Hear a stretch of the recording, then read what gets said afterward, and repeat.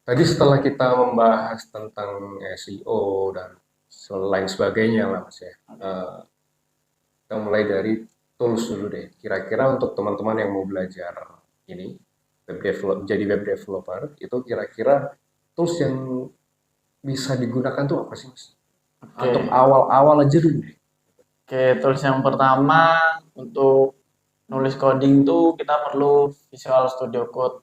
Itu Hmm. sebuah aplikasi tempat untuk kita nulis coding gitu. Ibarat Hmm. kalau kita nulis skripsi di Hmm. aplikasi Word gitu. Oh, Kalau sebagai mau ya dasarnya lah ya. itu untuk tempat menulis skrip.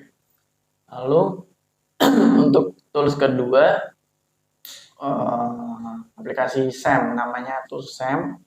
Dia fungsinya buat web server gitu. Cuman dia bekerja secara lokal di laptop kita. Hmm. Kalau kita sudah produksi mau nge-hosting yaitu ibaratnya kita sewa ke hostingan, kita bayar Hmm.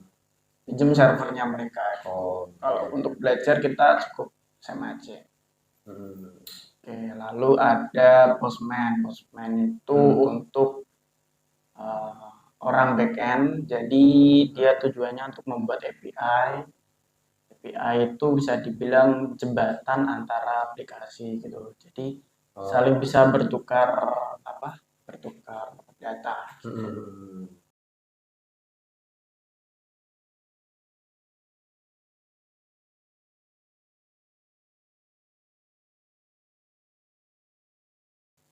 Nah, itu kan tadi Mas Adit membedakan ya antara front end dan Backend. back end. Nah, Betul. itu untuk teman-teman yang belum tahu nih ya, maksudnya apa sih Mas bedanya gitu? Oke, untuk backend itu dia lebih banyak di logiknya. Jadi dia orang yang membuat apa? Database, relasi database serta logik-logiknya misal kayak logik uh, tambah user, hapus Hmm. user Hmm. atau update user gitu orang backend yang kerja. Hmm. Lalu jika orang backend udah selesai buat API diserahkan ke Hmm. orang front end. Jadi tugasnya orang front end itu buat ngambil data dari si orang backend untuk ditampilkan ke tampilan interface UI UX tadi. Oh, Gitu. oh gitu ya. Lebih ke desain kalau Hmm. orang front end. Oh, tapi kalau untuk tingkat kesulitannya nih Mas, kira-kira sulit yang back end atau front end? Untuk kesulitannya dua-duanya sulit. Ya kalau Hmm. di backend itu sulitnya karena dia di logic di bagian ngurusin data gitu pasti ribet. Kalau di front end dia lebih pusing mikirin kayak konsepnya gimana, mikirin desain webnya mau kayak gimana, responsifnya kayak gimana, experience-nya memakai gimana. Hmm. Karena UI, UX, dia mikirin interface dan X itu experience, experience user memakai aplikasi atau sistem kita. Oh, Gitu. berarti UI itu user interface dan UX itu Untuk user experience. experience. Betul. Oh, gitu.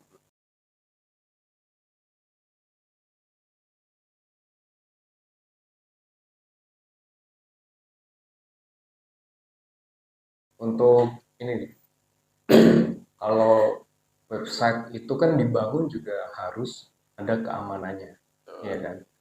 Eh, Gimana keamanan itu bisa Mas Adit terapkan di dalam sebuah website?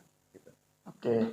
Ya, semua sistem apapun mau itu website, Hmm. aplikasi gitu pasti tetap kita memikirkan keamanan biar nggak diserang hacker kan. Hmm. Nah, ngatasinya ya kita dari yang pertama dari orang backend karena orang backend itu yang ngatur database, ngatur data-datanya user kita, klien kita.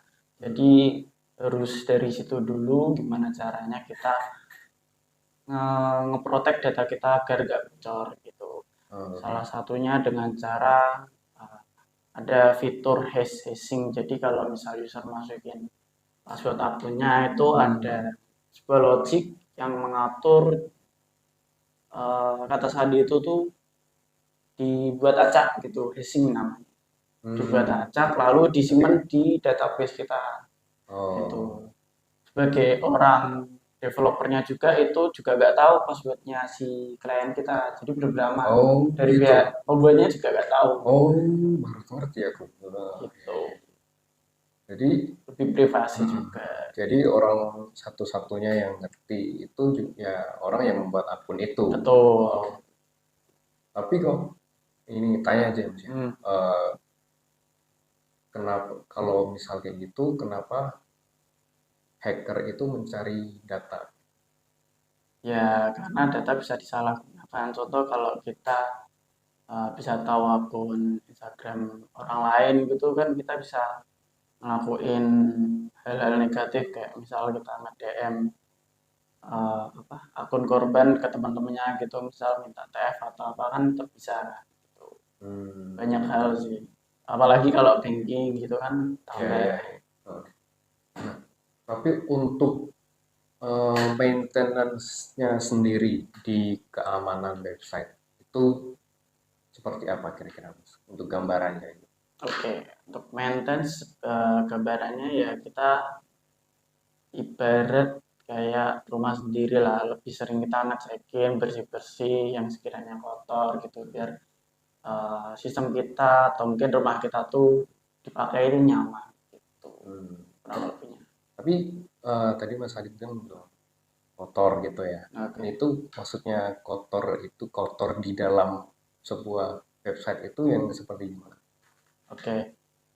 Kotornya seperti chat kalau misal masnya main game atau aplikasi misal di mobile gitu kan mesti ada kayak di setting hapus chat gitu. Hmm. Nah, itu tujuannya buat bersihin dari kotoran kayak aplikasi-aplikasi apa ya? Bisa dibilang sampahnya aplikasi gitu lah. Makanya Oh, hapus chat. Setiap gitu. aplikasi mesti ada kayak fitur delete chat gitu. Itu Hmm. tujuannya itu biar aplikasinya kita lebih ringan juga. Oh,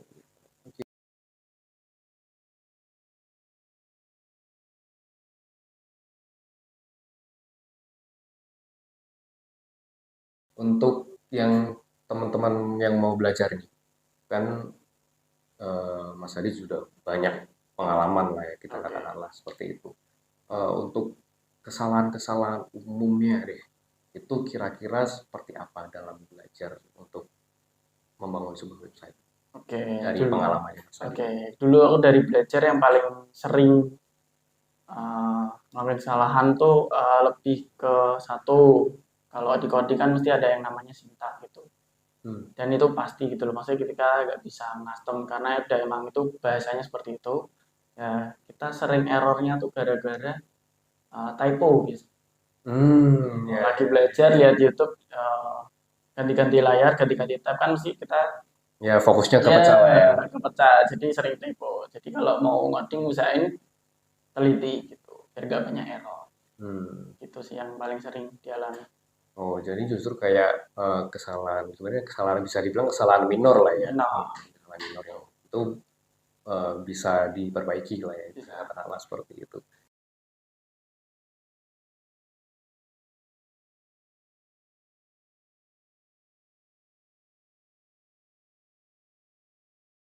Oh iya, untuk dalam pembahasan website ini, eh, kalau website itu kan pasti kaitannya nanti dengan aplikasi. Nah, dan jika dari aplikasi itu larinya sekarang adalah ke mobile phone, Iya. aplikasi mobile yang ada di handphone. Nah, itu eh, menurut Mas Adit deh, gimana perbandingannya antara aplikasi di handphone dengan aplikasi di komputer atau Di website. websitenya? Oke, kalau website pasti keunggulannya itu bisa diakses semua device. Mau Hmm. laptop, mau mobile atau apa mungkin. Mungkin itu kalau Mas Yos tahu pernah tahu itu di mana? Apa di mobil. Hmm. Mobil kan sekarang apa audionya Oh udah ya. Android kan Oh, kalau ada head website kan unit ya. ya unit lah bisa dibilang. Itu kan kalau website fleksibel banget di mana aja, penting Hmm. ada browsernya lah bisa Ya, ya, kebuka. ya. Kalau aplikasi itu ya pasti minusnya ya kalau misal Android ya hanya bisa di running di Android, dan sedangkan iOS karena mereka beda platform, otomatis aplikasinya berbeda dan developernya pun juga berbeda. Ada iOS developer dan Android developer Hmm. itu. Tapi Mas Adi pernah mendevelop dua-duanya atau enggak? Kalau berdasarkan pengalaman. Oke.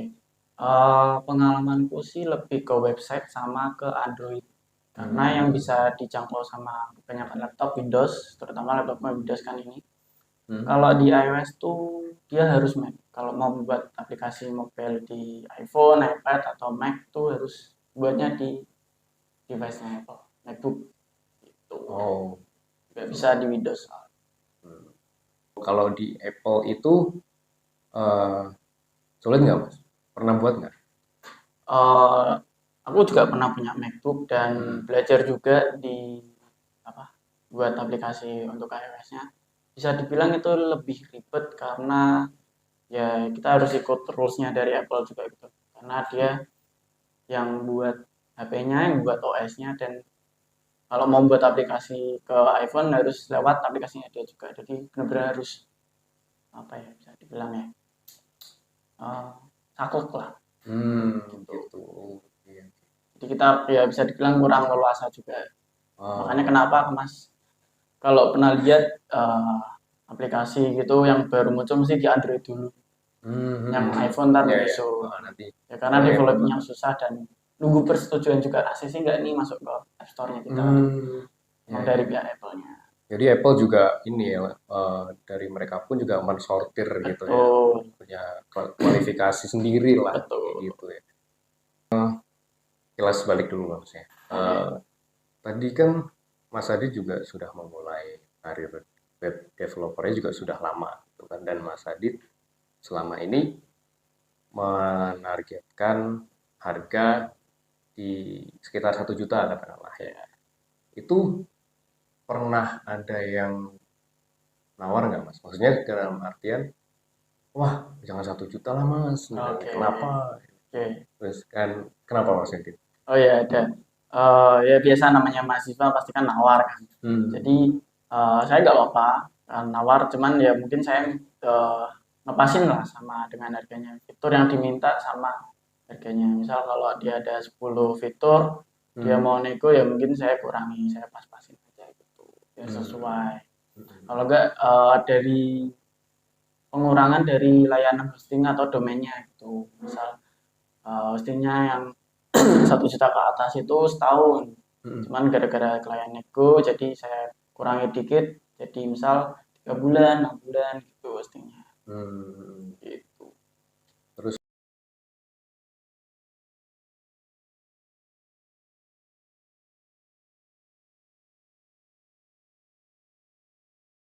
ini deh Mas, yang terakhir ya. Terakhir itu misal ada teman-teman nih yang berminat jadi web developer lah dan belajar itu pesannya Mas Adit ya buat mereka deh kira-kira harus belajar apa dan terus harus bagaimana gitu. Oke, mungkin pesanku ya eh, sekarang udah ada AI, jadi kalian kalau mau belajar satu lebih mudah, tapi eh, jangan terlalu sering pakai karena kalau kita sering pakai AI jadinya kita berketergantungan. Ketergantungan. Nah, jadi kita malah ketergantungan sama AI gitu. Jadi ya sebisa mungkin kalau mau belajar dari YouTube aja, diulang-ulang terus aja sampai paham, terus jangan lupa dicoba sih. Percuma kalau nonton tapi kalau nggak dicoba lah, Oh iya, gitu. iya. Dipraktekin, gitu. Lebih Hmm. banyak praktek. Jangan bergantung sama AI kayak apa nanya. Buatin website company profile itu bisa. Cuman ya kitanya sendiri jadi lama-lama bodoh lah kalau ketergantungan. Gitu. Ya, karena kita juga nggak mikir lah ya Mas, Iya, tinggal nyontek aja yang dari AI betul. terus kita praktekin udah Betul. selesai. Tinggal nyuruh doang. Nah itu mungkin guys kira-kira gambaran dari seorang web developer yang awalnya belajar dari SMA Mas ya, Iya. dari karena suka main game, kepo gimana game itu bisa berjalan dan terus akhirnya belajar dan pada akhirnya menjadi web developer profesional. Jadi mungkin pesannya Mas Adi tadi harus diterapkan ya guys ya. Belajar terus, jangan pakai AI, Oke, pakai AI boleh, cuman ya jangan ketergantungan lah. Ya, begitu. Ya, ini mungkin video kita sampai sini dulu guys. Mungkin kita akan membahas tentang web developing itu di episode depan. Jadi stay tune tetap di kontennya Nakula Digital. Bye bye.